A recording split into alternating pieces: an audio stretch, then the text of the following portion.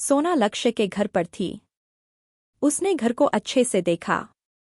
वहां पर हर चीज बहुत महंगी थी। उसे घर नहीं बोलना चाहिए। ये घर तो बंगला था। लक्ष्य सोना के सोच से भी ज्यादा अमीर था। उसने लक्ष्य को कंफ्यूज होते हुए देखा और बोला, तुम कौन हो लक्ष्य? लक्ष्य सोना का सवाल सुन के चुप था। उसके चेहरे पर कोई भाव नहीं दिख रहे थे।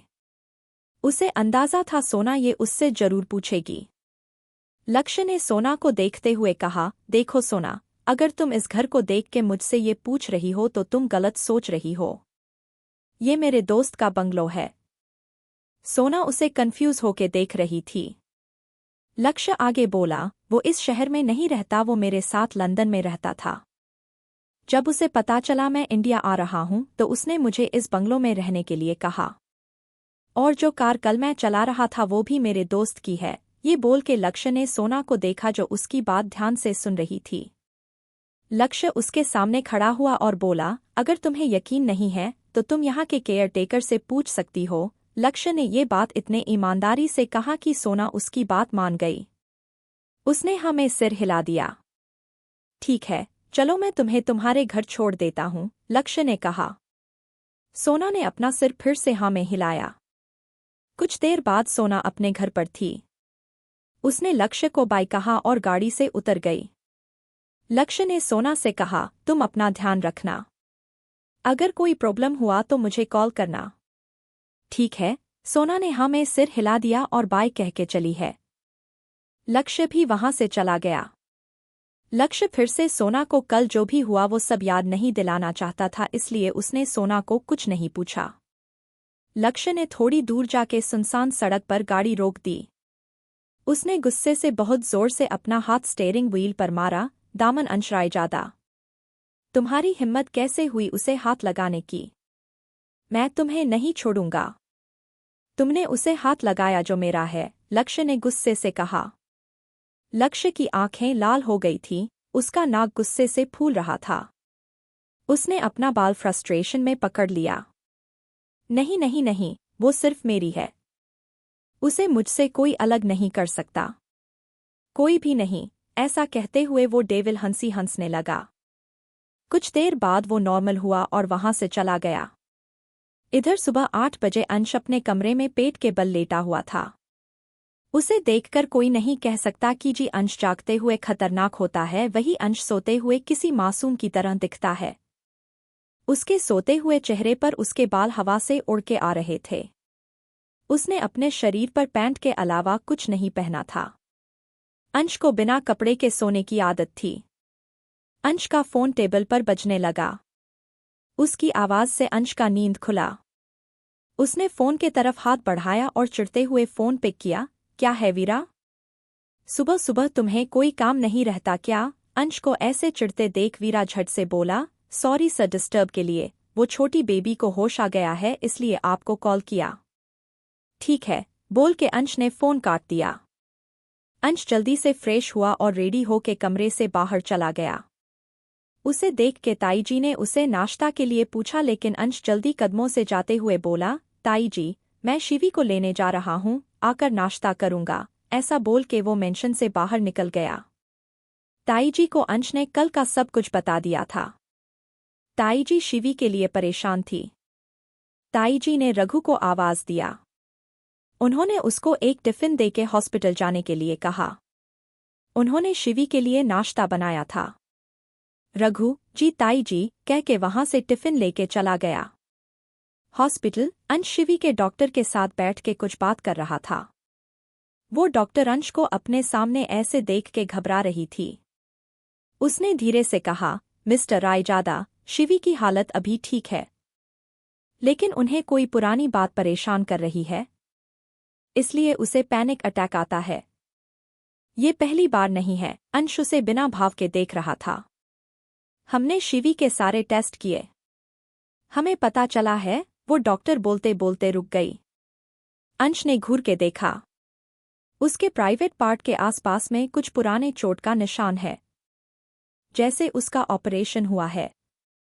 मतलब स्टिचेस। अंश उसकी बात सुन के शॉक हो गया। उसने उस डॉक्टर को गुस्से से देखा। वो डॉक्टर डर रही थी।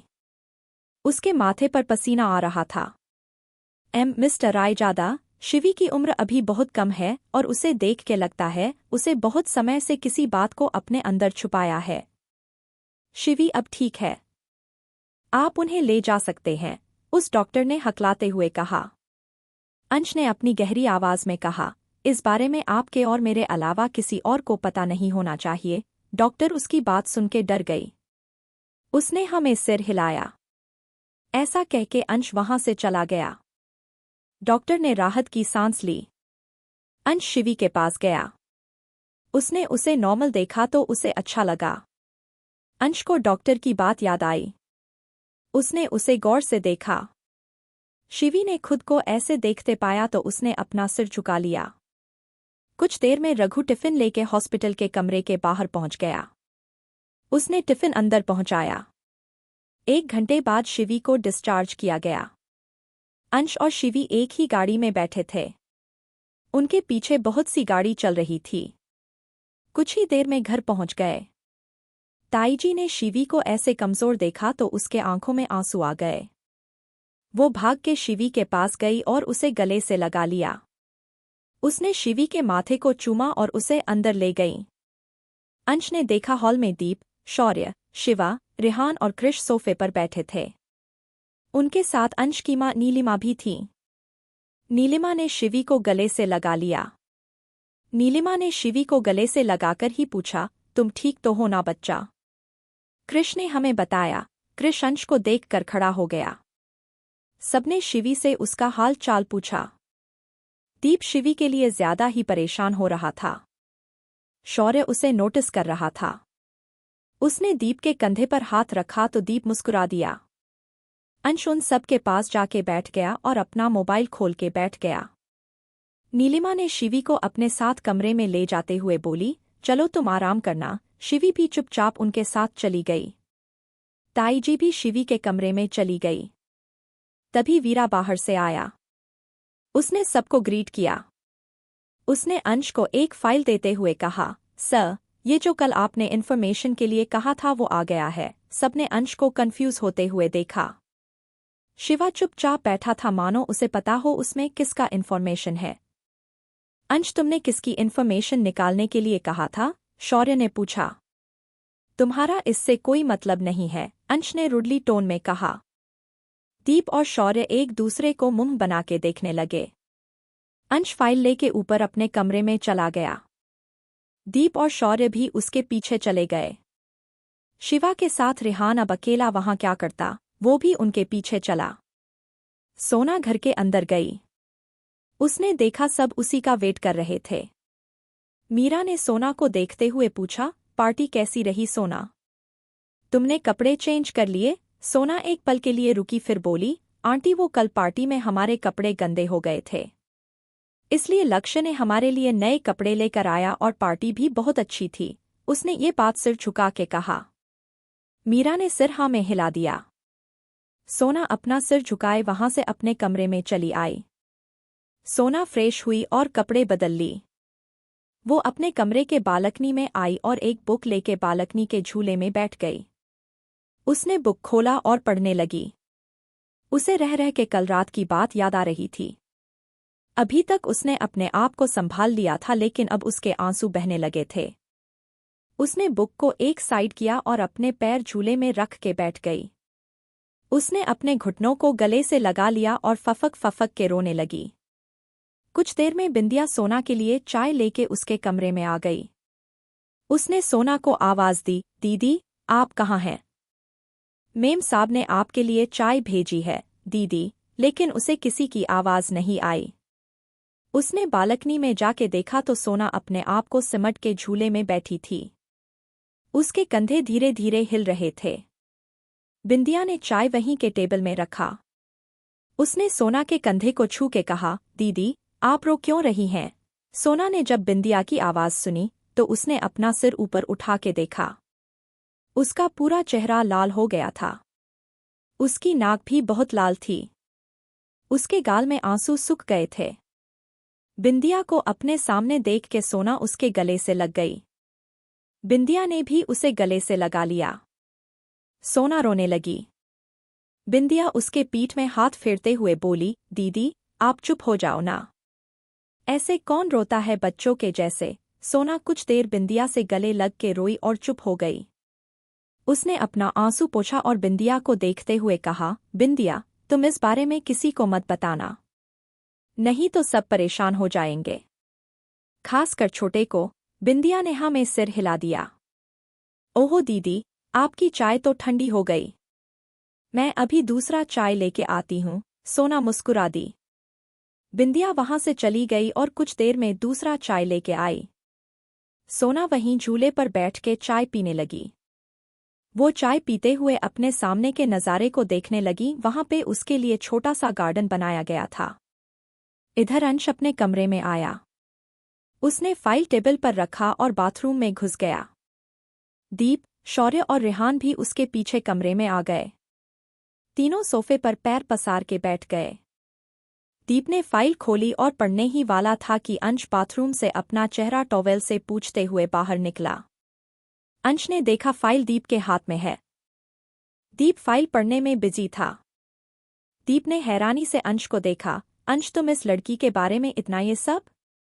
मतलब तुम क्या करना चाहते हो? दीप ने पूछा। दीप के लड़की शब्द कहने से शौर्य और रेहान उसे ही मुंह खोल देखने लगे।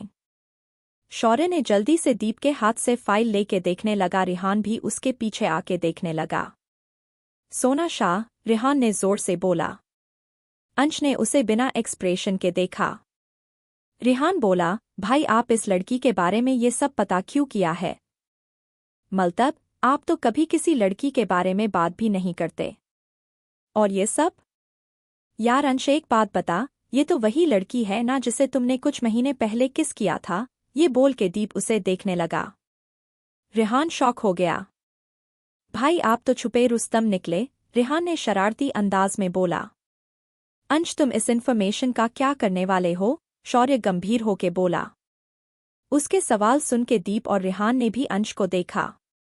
अंश फाइल को छीनते हुए बोला, तुम लोगों को इससे कोई मतलब नहीं है, अपने काम से काम रखो। अंश के फाइल को छीनन से उस फाइल से एक फोटो जमीन पर गिर है।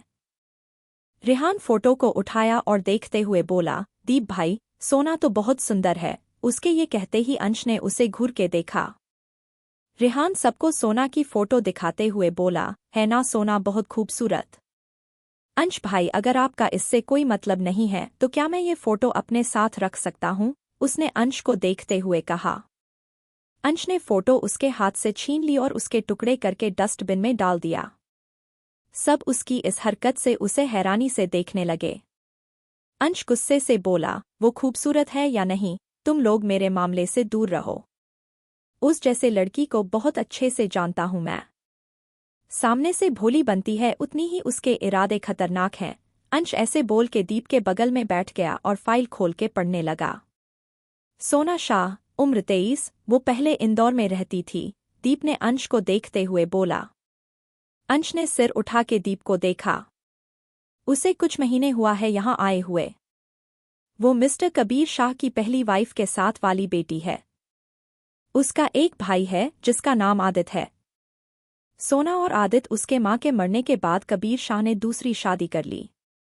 इस वजह से सोना अपने भाई के साथ कबीर शाह का घर छोड़ के कहीं चली गई थी। कबीर शाह को सोना कुछ महीने पहले इंदौर में ही मिली।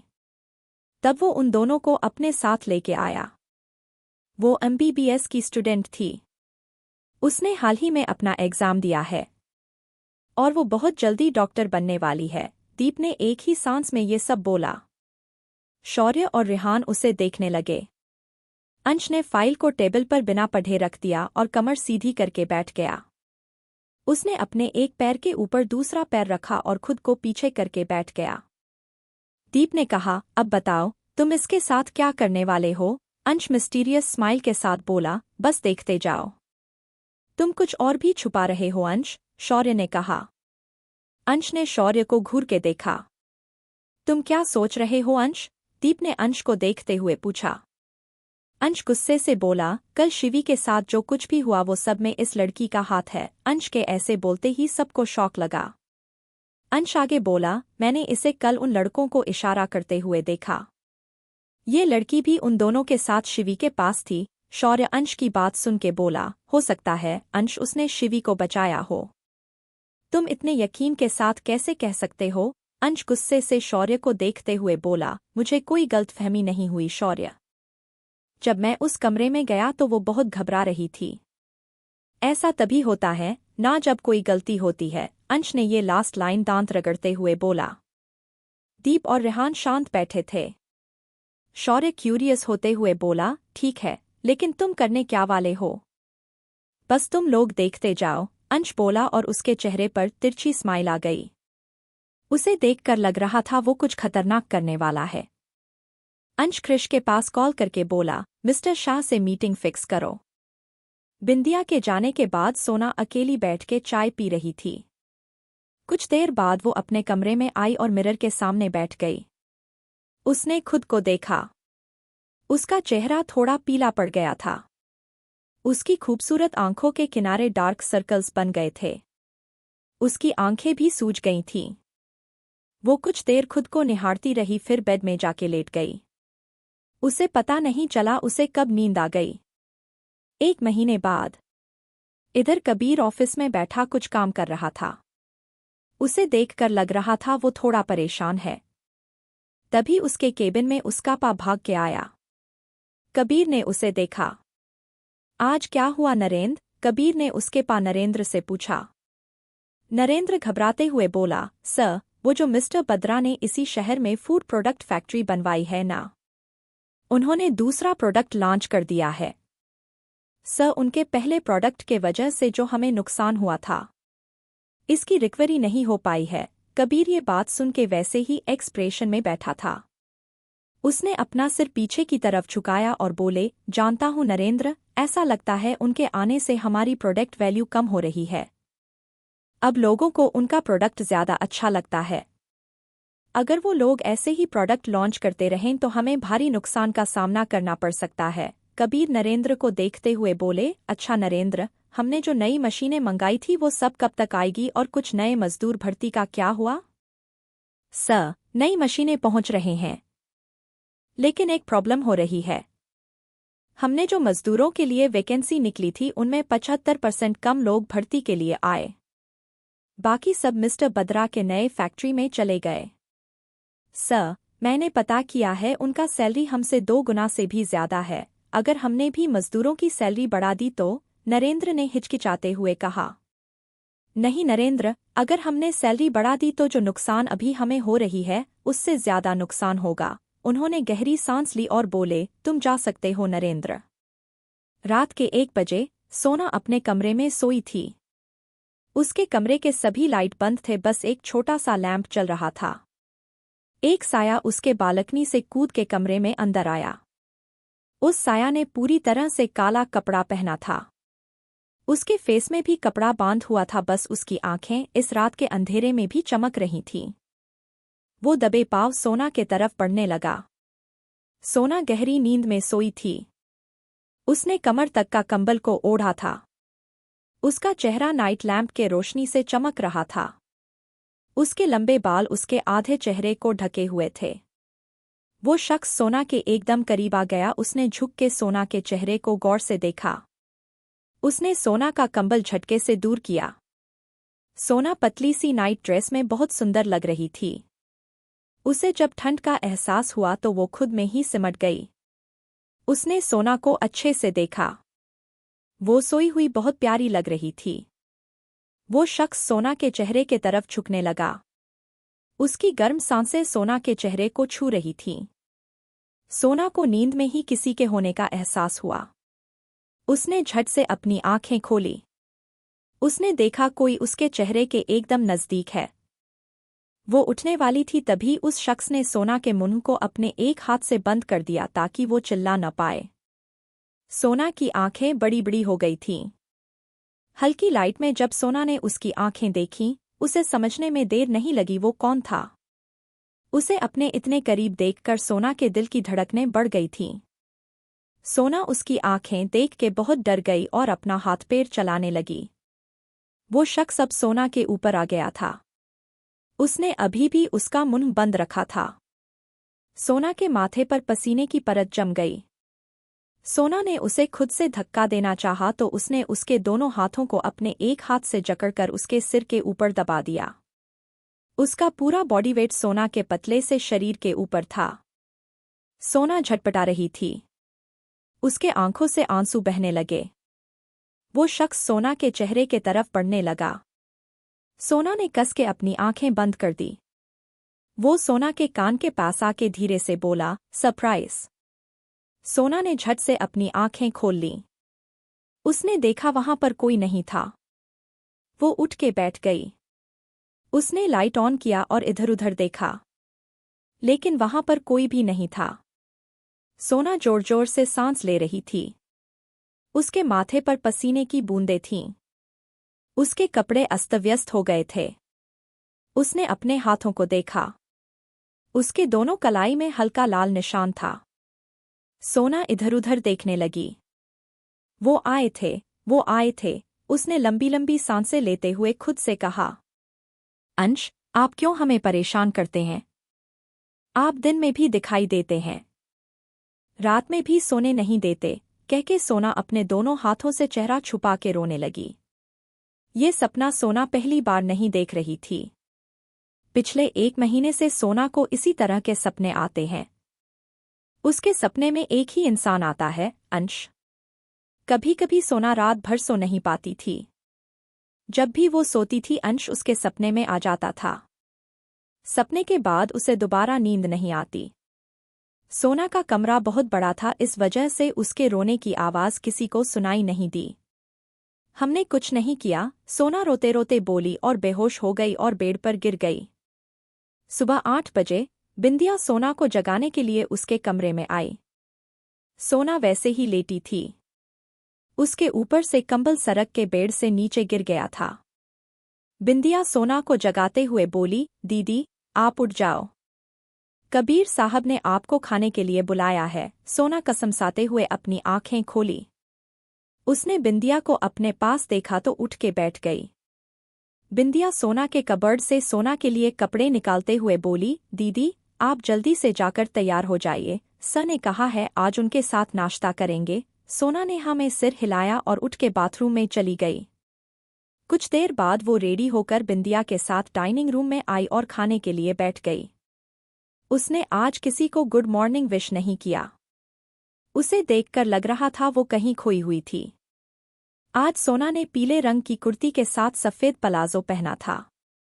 उसने अपने बालों को जुड़ा बनाकर रखा था। वो दिन-ब-दिन कमज़ोर होती जा रही थी। उसने अपना बहुत सा वज़न कम कर लिया था, जिसकी वजह से वो बीमार दिखने लगी थी। कबीर ने उसे ऐसे देखा तो कहा, सोना, तुम आजकल कुछ ज़्यादा ही कमज़ोर हो गई हो। अगर तुम्हें ठीक लगे तो आज तुम मीरा के साथ हॉस्पिटल चली जाओ। नहीं तो मैं तुम्हें ले चलता हूँ। कबीर की आवाज़ में सोना अपने लिए फ़िक्र महसूस कर सकती थी। सोना ने हाँ में सिर हिला दिया और बोली, ठीक है, हम मीरा आंटी के साथ चले जाएंगे। आप फ़िक्र मत कीजिए। मीरा को सोना की बात सुनकर बहुत खुशी हुई। सोना उसे अब धीरे-धीरे अपना रही थी। भले ही सोना उसे माँ नहीं बोलती, लेकिन उसका व्यवहार अब मीरा के प्रति ठीक है। कबीर ने मुस्कुराकर सोना के सिर में हाथ रखा। ठीक है बेटा, तुम अपना ख्याल रखना, हम कह के कबीर ऑफिस के लिए चला गया।